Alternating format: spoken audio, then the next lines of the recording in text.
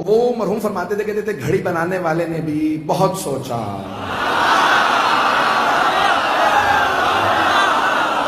बहुत सोचा, बहुत सोचा। सोच के थक हार के उसने फैसला ये किया कि 12 के बगैर दुनिया का गुजारा नहीं है।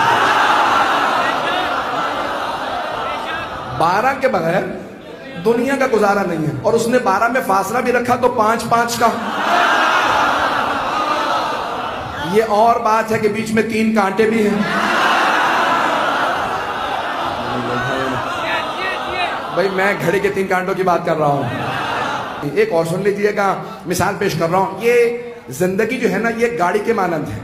सब लोगों ने यही लिखा कि जिंदगी की गाड़ी बिल्कुल सही चलती रहती है अगर इंसान को गाड़ी चलाना आती हो। जब इंसान गाड़ी चलाता है ना, तो जो गाड़ी चलाना जानते हैं, स्टीयरिंग व्हील हाथ में होता और गियर होता, उसमें 5 गियर होते हैं। नहीं है ना वो, तो 5 गियर होते हैं। जब इंसान गियर सही लगाता रहे तो गाड़ी चलती रहती है। और 3 पैडल होते हैं।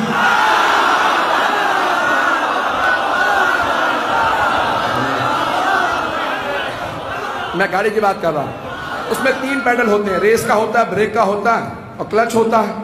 तो एक बार जिंदगी की गाड़ी बिल्कुल सही चलती रहेगी अगर 5 को थामे रखो हाथ से और 3 को पांव में रखो।